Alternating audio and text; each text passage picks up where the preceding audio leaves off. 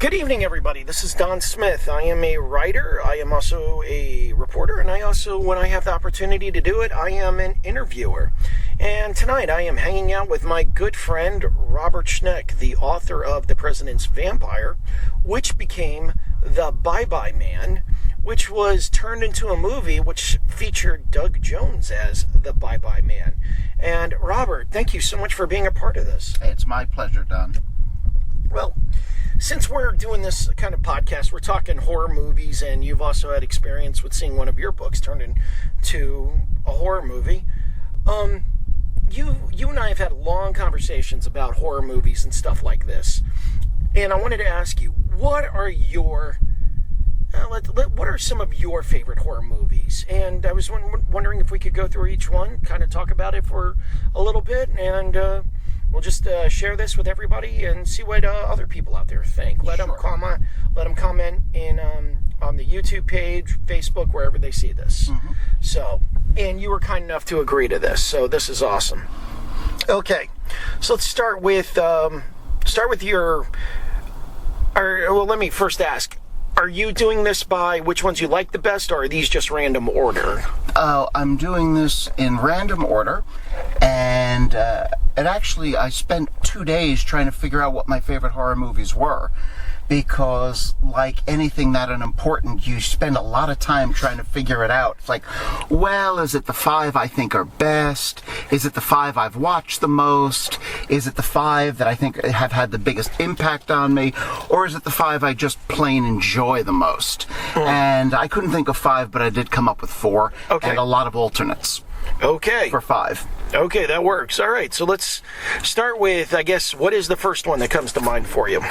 The first one is a strange, offbeat, very cheap horror movie. I can't remember the year it was made, but it was called Children Shouldn't Play with Dead Things.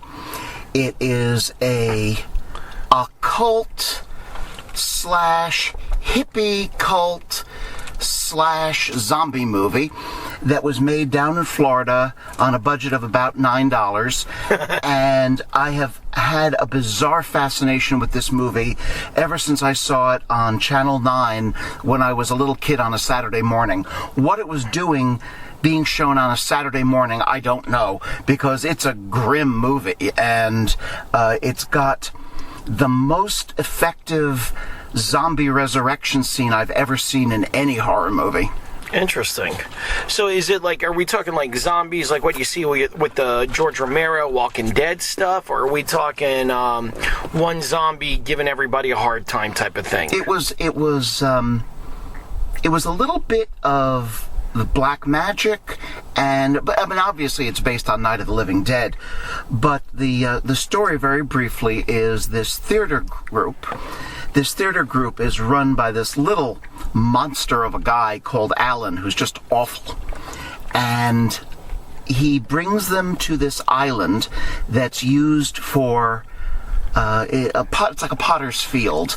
The city buries its criminals and tramps and people who die they don't know what to do with, and they bury them on this island.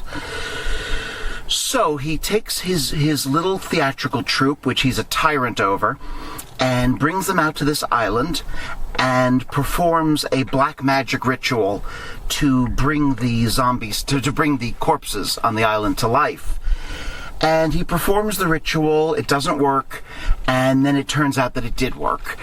And while he brings one of the corpses back to this house that's owned by the caretaker on the island, and he's insulting it and fooling with it and mocking it. And while he's making fun of this corpse, the other corpses rise up out of the cemetery and attack the whole group. I honestly have a hard time recommending the movie to other people because it's very slow, and nothing happens really for the first hour except people being awful to each other. The acting is okay, for a movie like that, it's okay. But I have this bizarre fascination with it. I don't know why exactly. It just really works for me. Is it one of these things where, like, a lot of times it's who you're with, like, the mood that you were in, whatever it was? Because a lot of times, like, if you rewatch a movie and over again, no matter how good it is or no matter how bad it was,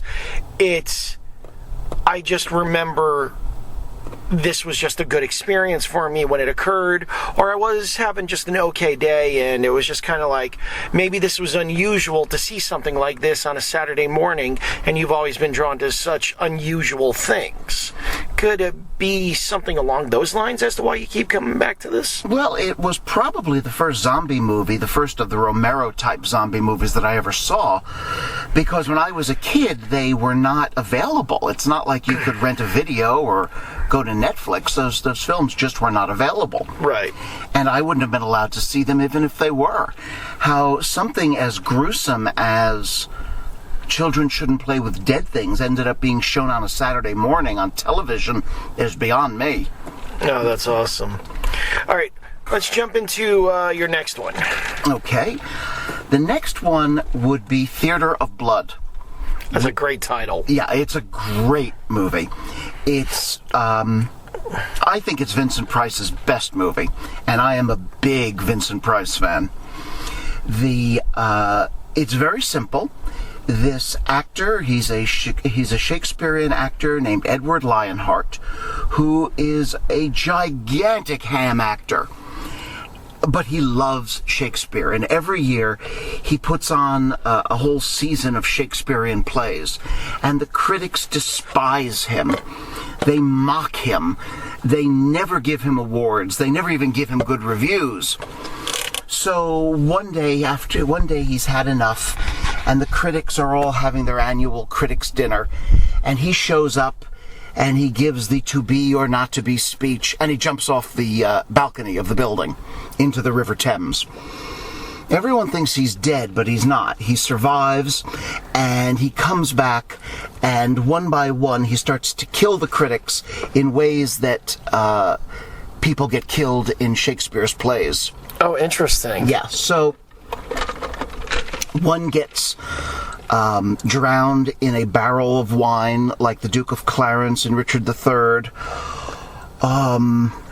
Let me see. What do you have some of those? The female critic Vincent Price met her on during this film, and he ended up marrying her.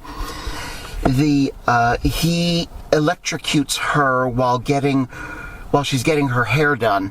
He hooks up her hairdo equipment to electricity.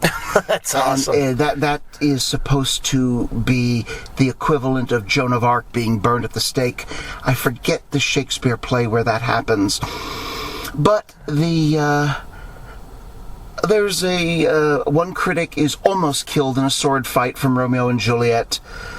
One critic has a pound of flesh cut out of his body from Merchant of Venice, and so on and so on. And it is just a terrific film. It's got some of the best British talent, not to mention Vincent Price. Of course. Oh, and Robert Morley is in it. Robert Morley has the absolute best death in the entire movie. The whole thing is, to my mind, that's just one of the great scenes of all horror movies. And Vincent Price is perfect. I can't imagine anyone else playing this role. Nobody's big enough. No one is... All right, they say hammy, I say big. He was the only one who could really, really pull it off. And, it's got Diane Rigg in it, and a bunch of other very famous, very familiar British actors and actresses. Right. I got two things that come to mind when you say that. One, the plot almost reminds me of The Crow with Brandon Lee. I don't know. I never saw. Which is a really great movie. It's basically, granted, he's actually killed, but his spirit comes back because a crow brings his spirit from the land of the dead back, brings him back to life, and he goes around and he offs every one of the people that killed him and his fiancée. But I'm not a fan of remakes. If they were to do a remake, I could see John Lithgow playing that. Playing the Crow? The Vincent, I'm sorry. Vincent, the Theater of Blood. Yeah, well, that's because he's got that same quality of bigness when he wants to do it. Yeah. Also, physically, he's as large as Vincent Price was. Yeah. And I think that plays a part. Also, keep in mind, Theater of Blood is a completely non-supernatural horror movie. It's a revenge horror movie. Yeah. And, it's one of those things where I can't imagine anyone else doing it, but I'd certainly be willing to give it a try.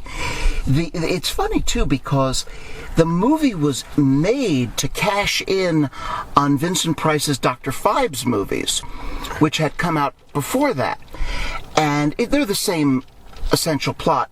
Right. Dr. Phibes and his wife are in an auto accident, and 8 or 9 doctors, I forget, fail to save Phibes' wife, so he decides to kill them using the biblical plagues as a source for the idea of how to kill them. Right. So one is killed by frogs. He has a frog mask put on his head that squashes his head, so on. It goes on like that.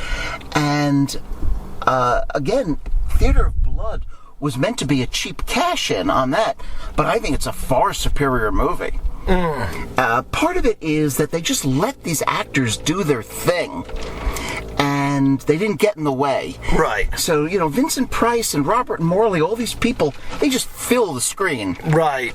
And it's enough. It really is.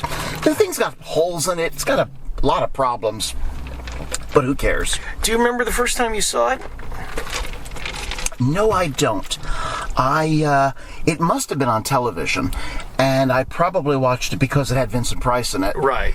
And it wouldn't even surprise me if I didn't like it that much, because it didn't have monsters or vampires or werewolves in it. But over time, it certainly moved to the...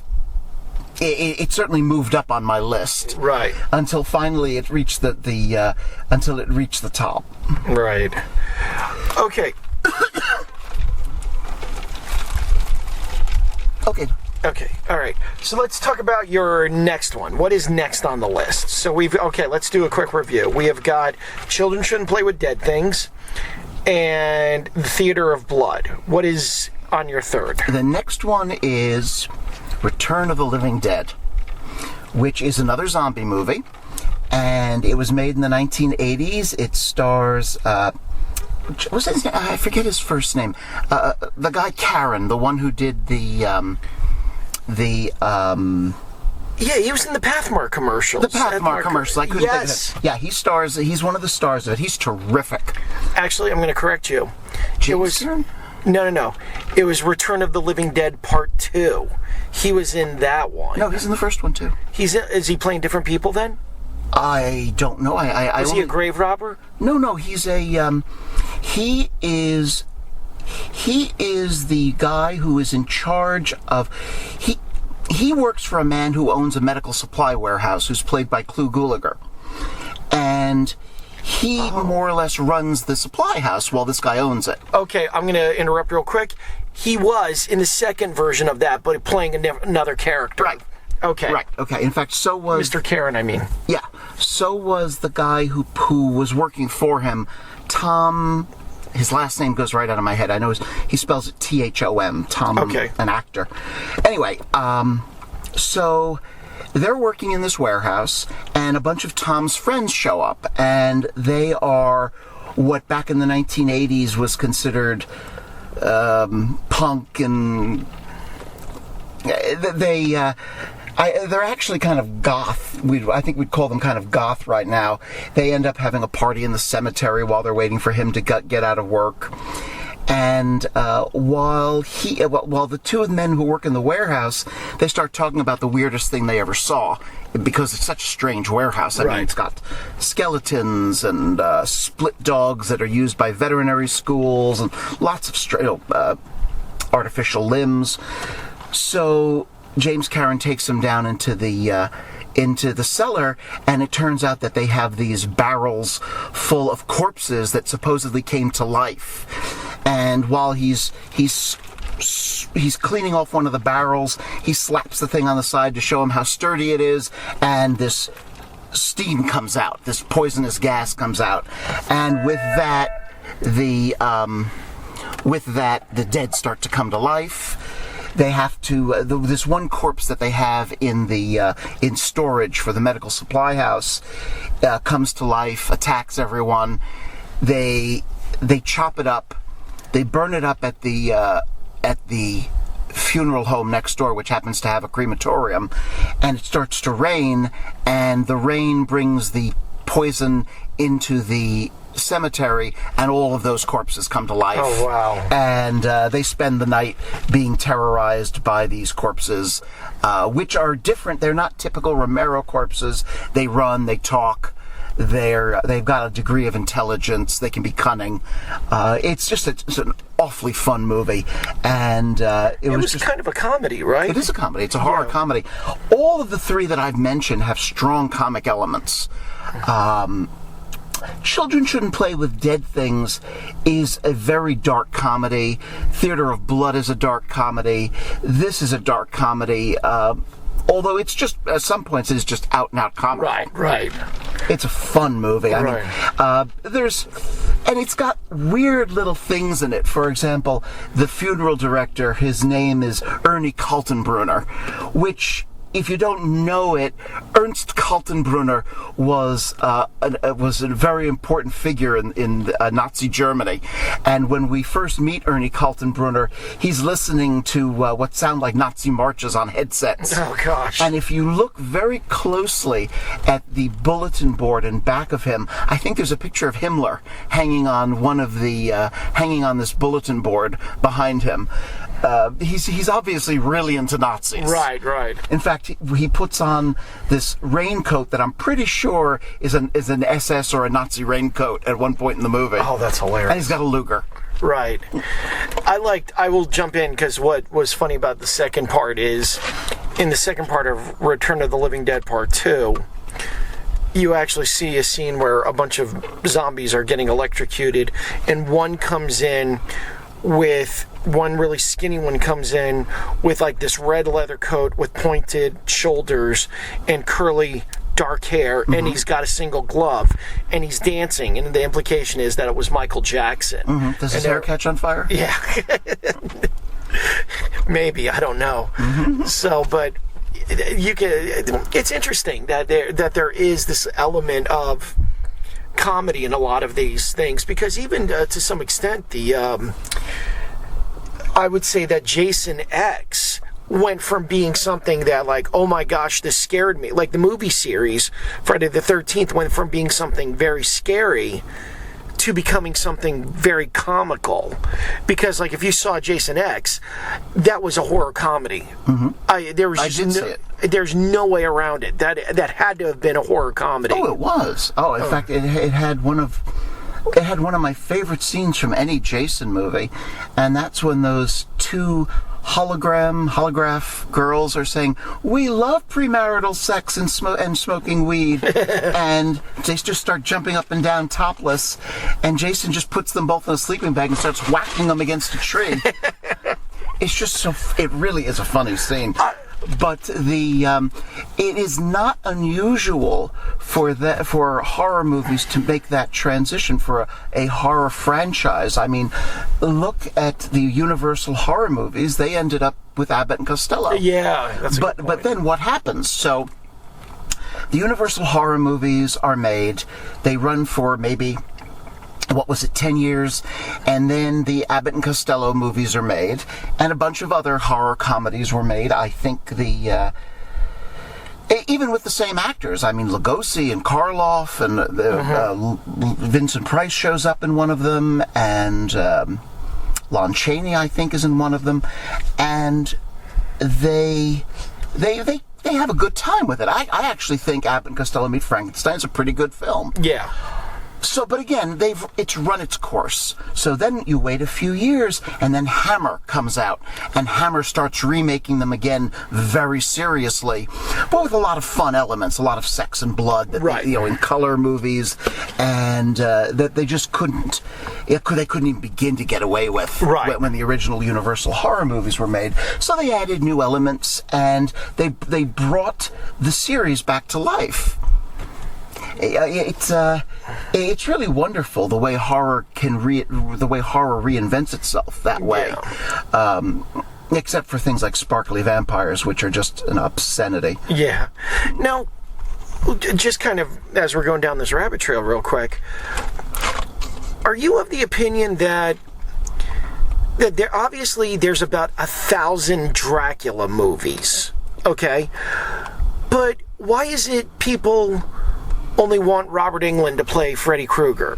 Why couldn't we have other people playing Freddy Krueger? Or is it because he's still with us type of thing? What is it about like, say, these modern horror icons, like your Jasons, your Michael Myers, your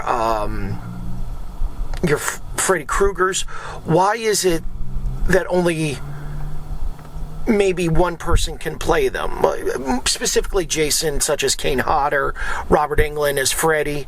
I think Robert Englund as Freddy is an unusual.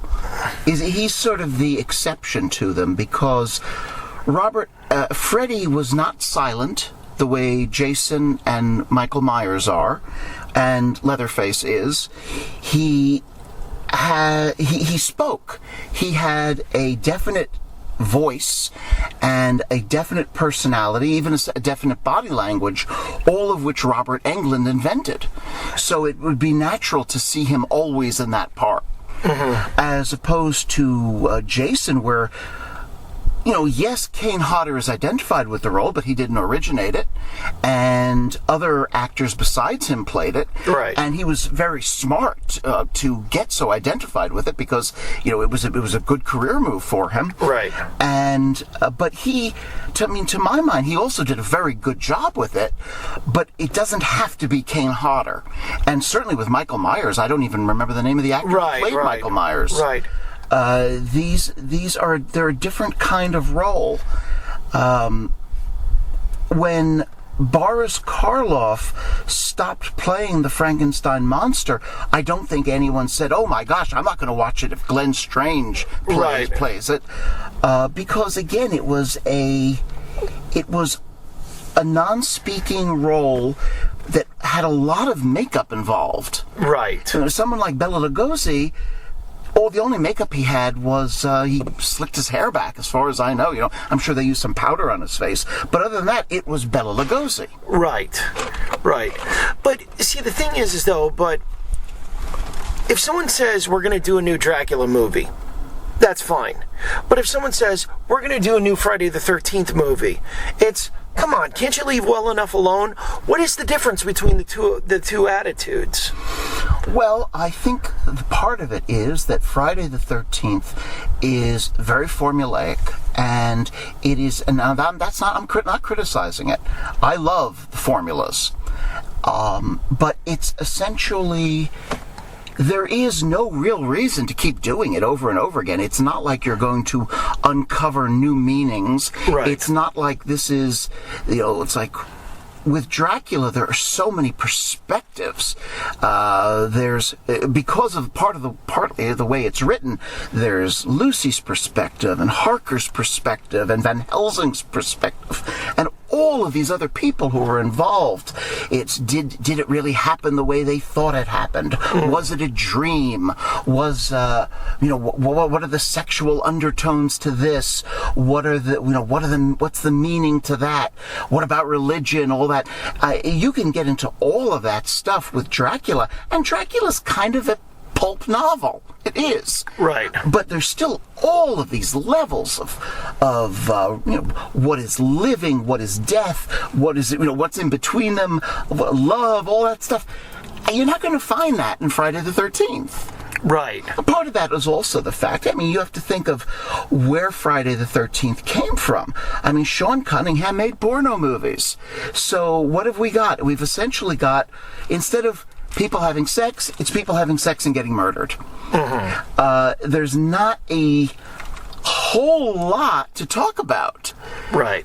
And also, since Dracula started out as a book, it's always going to have a lot more layers than something that started out as a simple entertainment to make a profitable film. Right. Okay, because that's what it was. The original one was, and I'm not going to spoil anything, was the mother was going around killing teenagers because they let her son die years ago, and there was no intention of making a second movie. And then all of a sudden somebody says, people loved it, let's come up with a second one.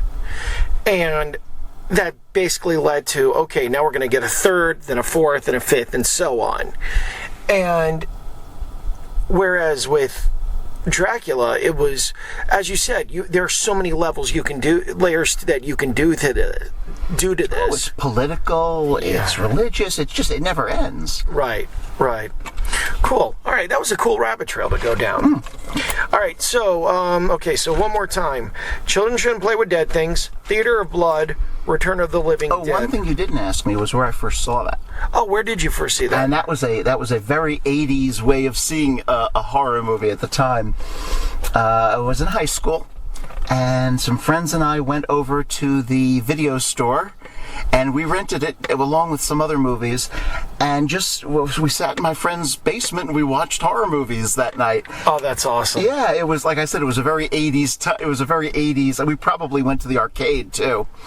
And then we probably went to the diner to talk about the horror movie. That would have been the normal for the 80s. Right. And it was just a lot of fun, and I remember truly enjoying the movie at the time. It was just funny and enjoyable, and it always stuck with me. It's funny too, because from the little bit I've read, that movie was the actual making of that movie was terrible for everyone involved. They hated it. Right.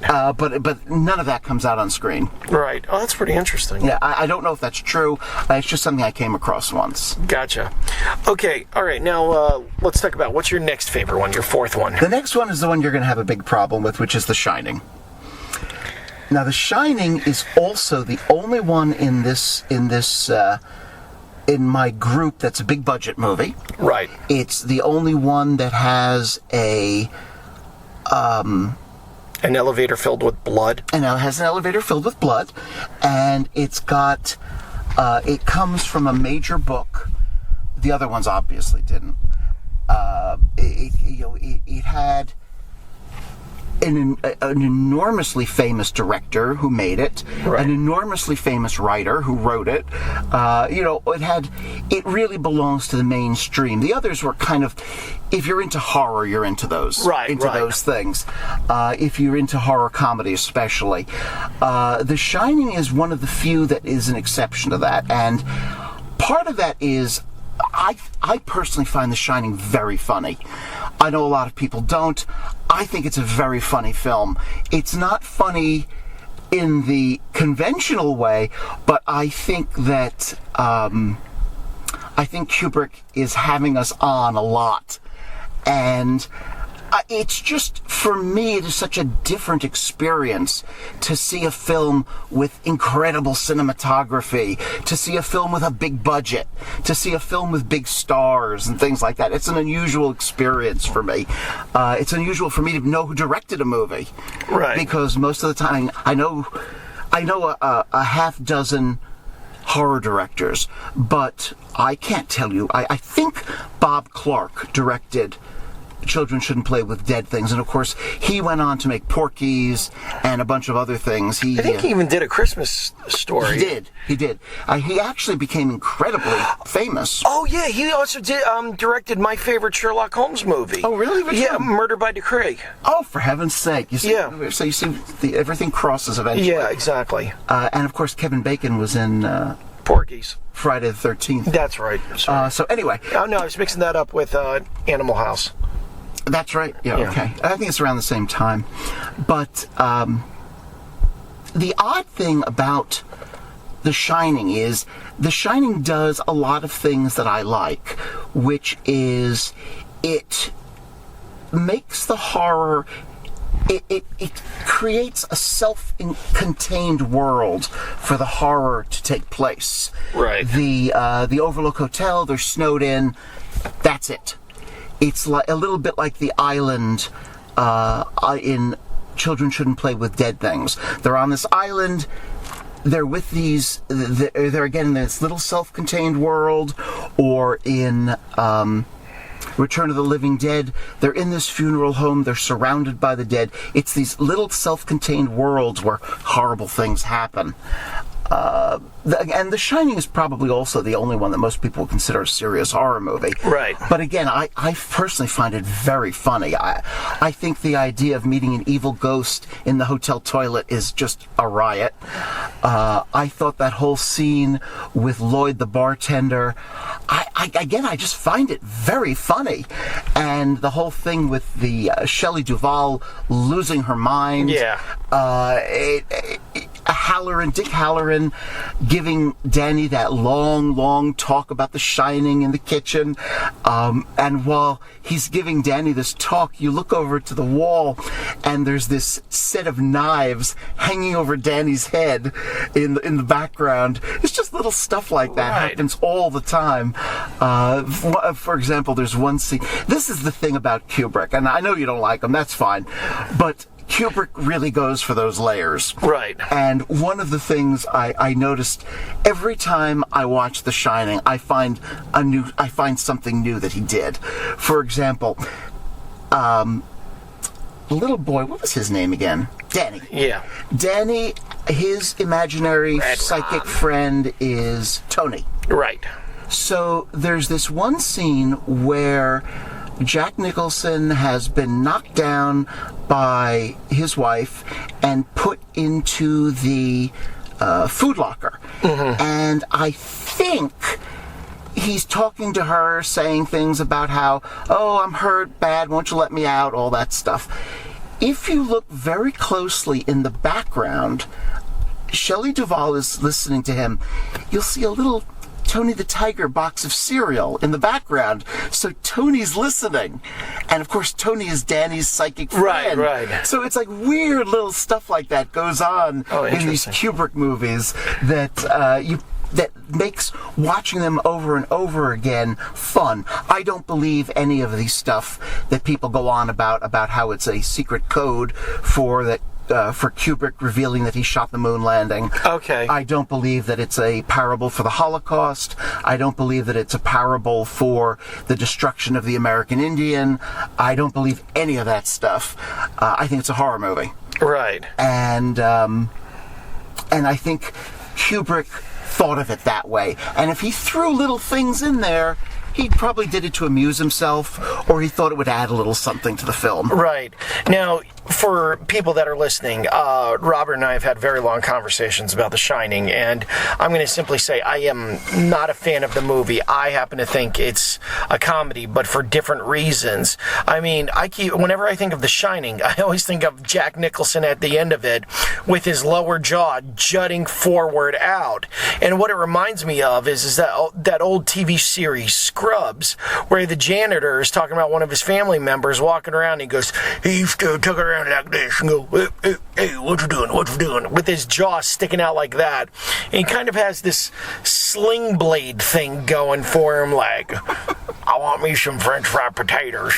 And that's what it reminds me of. And so when I see him sitting there just frozen like that, I think, I need me some French fried potatoes right now.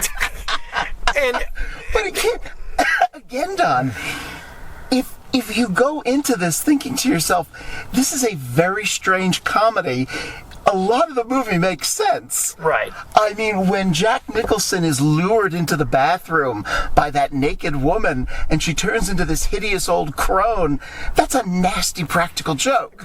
Yeah. I mean, that is what's happening. It is a nasty joke. Well, I still just can't get my head around the flood of blood that just comes running around. Because what goes through my head is, how many people did this hotel have to kill to get all that blood? Where is it storing that blood? How is that supposed to be scary? Well, I think what Kubrick did, what Kubrick did was he tried to tell the story economically.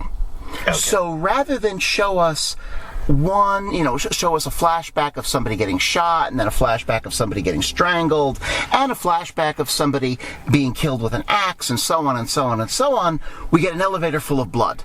That's right. Just his way of saying, in one shot, this place has an incredibly bloody history. Okay. And for another thing, for example, the scene where the man in the tuxedo and the guy in the dog costume, that is a way for him to sum up saying this hotel not only has a violent history, it has a decadent history. Right. So, some very strange things happened here. Again, I think it's economy in storytelling, and it's just a time saver, and also the other way of doing it is so predictable. Right. I mean, when Stephen King made his version of The Shining, he more or less did it as like the book, and you get all those flashbacks, and okay, this one was killed then, and this one was killed here. Right. But instead, elevator full of blood. This place had an astonishingly bloody history. End of discussion. Right.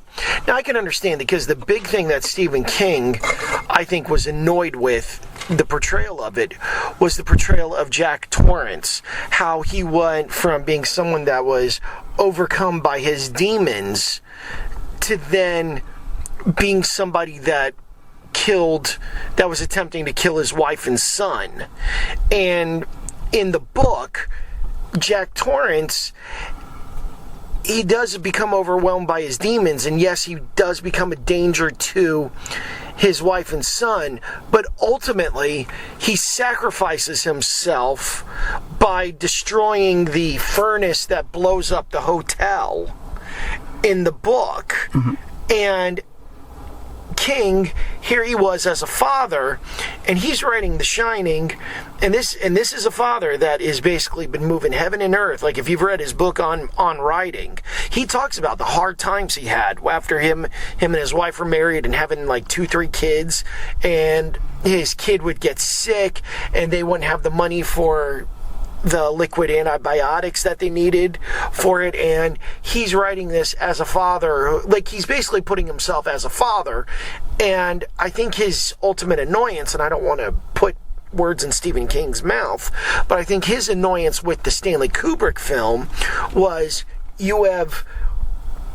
there was no redemption of the Jack Nicholson character. No, absolutely not. In fact, it's the opposite. Right. He betrays his family to join the hotel. Right.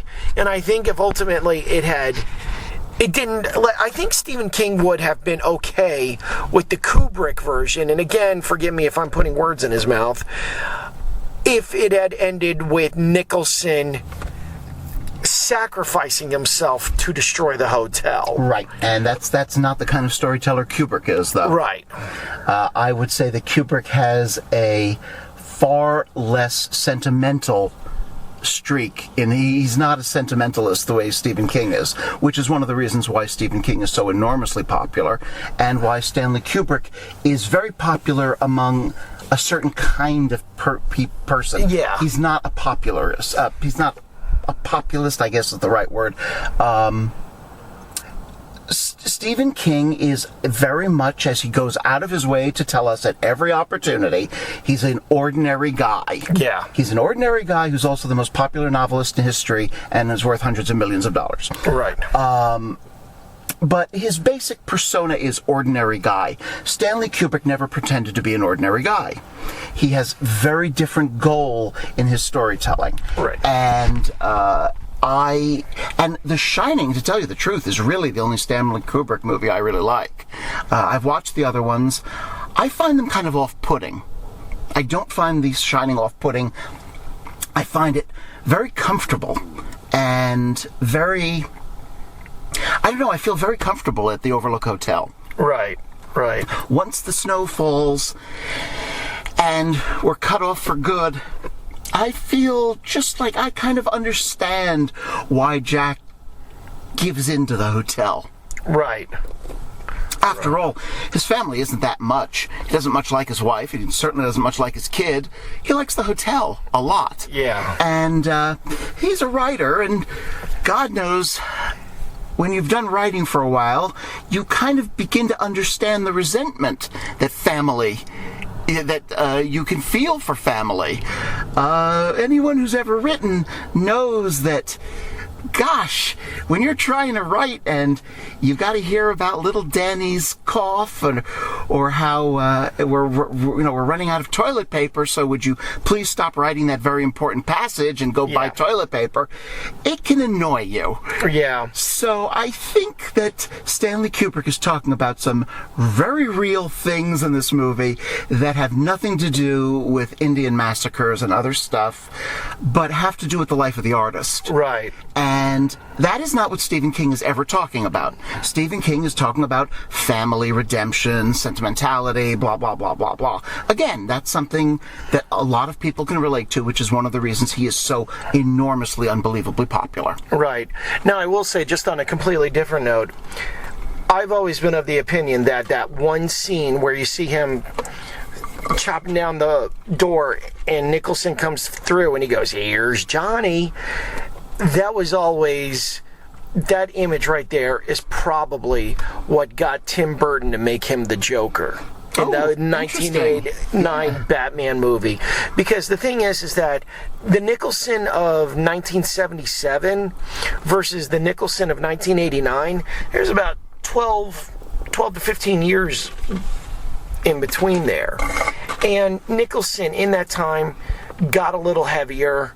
His hairline was receding and stuff. And I gotta tell you, if they had somehow or another could have pulled it together to make Batman in 1978 or something, Nicholson would have been, like, he was good in 89, but I think he would have been downright perfect if they had gotten him in 78. Like, the Nicholson of that Nicholson would have been absolutely fascinating to see that incarnation of Nicholson if you could have brought him forward to 1989 and let that play the Joker. That would have been interesting. So, okay, let's kind of come to, obviously we've been talking for a while now.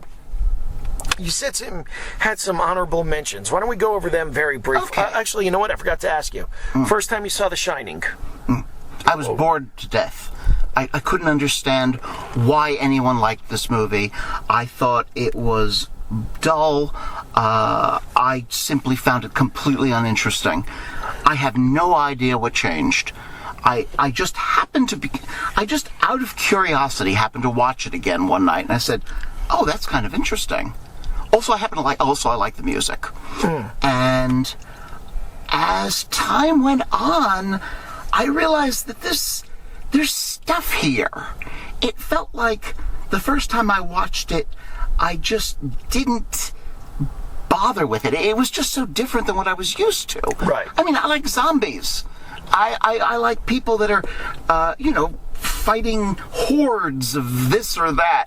That's generally what I like. But for some reason, this sneaked into my consciousness and took hold. Very cool. Very cool. All right, so let's go over some of your honorable mentions. Okay, honorable mentions. They include House of Wax with Vincent Price. Of course. A movie that was shot in 3D, which makes some of these scenes very strange when you watch it on television. I also have a bunch of movies that I honestly can't say are good, but are like, they're like a warm armchair or a warm bath or a comfortable armchair for me. I'll just put them on and let them play while I'm doing my work, and I've probably listened or watched them countless times, and they include a bunch of bad 70s movies: Prophecy, Grizzly, and Snow Beast, all of which are essential. Well, Prophecy and Snow Beast and Grizzly are both Jaws on land. One of them involves a Bigfoot and the other involves a bear. Prophecy was an eco-horror film from either the early 80s or the late 70s. Again, and Snow Beast was made for TV, so it's not particularly bloody, and yet to this day there's still something about it that creeps me out. Now, a lot of people, listening to this might say, oh, he only likes old movies. But I actually like some of the new movies, too. I loved Train to Busan, the Korean zombie movie. I thought it was a terrific film. It was too long, but, non-American films tend to be too long. And I loved the movie Exists, which was a Bigfoot movie made by the guy who made Blair Witch Project. But the characters are so repulsive, and the constant swearing I find just repellent. And yet it had one of the only scenes in a horror movie that actually scared me. I can't think of another film that gave me the creeps as much as that film did. Interesting. Yeah, there's a scene where a guy's on a bicycle being chased by a Bigfoot. It scares the crap out of me. But again, I just find the nonstop swearing repulsive. And probably the film I've seen the most is Dawn of the Dead, because back in the days when a videotape cost $50 or $60, yeah, I owned Dawn of the Dead. I owned Romero's Dawn of the Dead. I owned Martin, which is a great underrated film.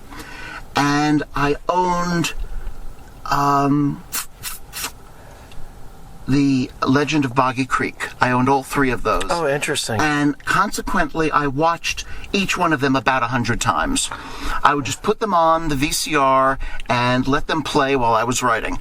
And I know every line practically from Dawn of the Dead. At least the version I have of it. Oh, that's awesome. And I do love those movies. I love all three of them. But favorites? They're not my favorites yet. And again, there's a lot of movies like that. Movies that I just really liked, and yet for some reason I would never call them a favorite, like Demon and Demons, the Italian demon movies, and a bunch of others. Right. But I can have no trouble picking the top four. The fifth, though, that's up for grabs. Right. Well, you've given us a lot to check out, and you have been very awesome with your time. Also, one other thing, speaking of unusual and off-the-wall stuff, or shall I say strange stuff, check out Robert's Facebook page, Historian of the Strange, where he posts a ton of crazy, unusual articles, wacky things that have happened in America's past that he'll put out. Just really unusual stuff. Also, at the same time, check out The President's Vampire. There's an audio version available on Audible with the amazing Scott Brick doing the narration on that. And his latest book, Mrs. Wakeman versus the Antichrist, is available. It should be available in all formats. Am I correct? Yes. Okay. In fact, we just saw it at Barnes & Noble. Oh, he did? Okay. I would have snapped a photo of it. So, anyway, Robert, thank you so much for joining us. I really appreciate it. It was my pleasure. And this was a lot of fun. And everybody out there, thank you so much for listening, and I hope you have a great day. Take care.